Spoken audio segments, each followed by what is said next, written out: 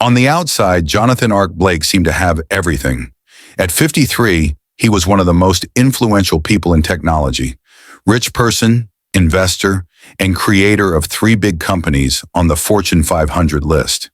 His face was on the cover of Forbes magazine. His speeches packed full auditoriums, and his wealth grew bigger every year. But Jonathan was very sick. Not like in the exciting movies. No, his decline was slow and hard to notice, like a hidden sickness that took away his strength little by little. It started as tiredness. Next, I started having headaches, stomach problems, and trouble sleeping. His arms and legs felt tingly and weak. He would wake up trembling, sweating, and seeing things that weren't there. His speech was unclear at times, and even the simplest tasks made him tired. In 4 years, Jonathan visited 50 of the best doctors in the world, including brain specialists in Boston, health experts in Germany, and alternative medicine healers in India. He had spent a lot of money, but none of them could say what was wrong. His health got worse. His marriage ended. His kids stayed away.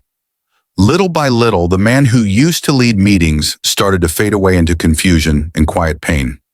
He was starting to get used to it until he met a waitress named Ellie. It was a dull Wednesday morning in Chicago when Jonathan walked into a shabby diner called Grace's Place.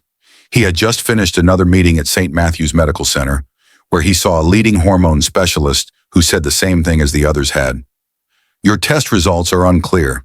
Everything seems okay. We'll do a few more checks." Jonathan had stopped being angry. He felt blank, exhausted, and very hungry. He found the diner by chance and went inside.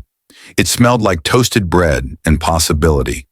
There were broken mugs, tired waitresses, and old men reading newspapers. That's when Ellie came over to him. She had shiny hazel eyes, a messy ponytail, and was wearing an apron covered in syrup and scrambled eggs. "Do you want coffee? You made me realize that everyone needs someone who believes in them, no matter who they are." "I didn't help you, Jonathan. You helped yourself when you allowed someone else to be part of your life. Thank you for allowing me to be that person. Go share it." "Sure, however, the text you provided is just a single name, Ellie. Could you please provide more context or additional text you'd like me to simplify?" Jonathan never saw Ellie again, but he kept her memory in his heart. He started the Ellie Grace Foundation, named after the diner and the girl who made a big difference in his life. The organization provides emotional help, someone to talk to, and money for different tests for patients who do not have a diagnosis. It links doctors and healthcare workers with real people who appreciate kindness just as much as qualifications. Jonathan now gives talks at hospitals, conferences, and universities, not just about healing, but also about being human.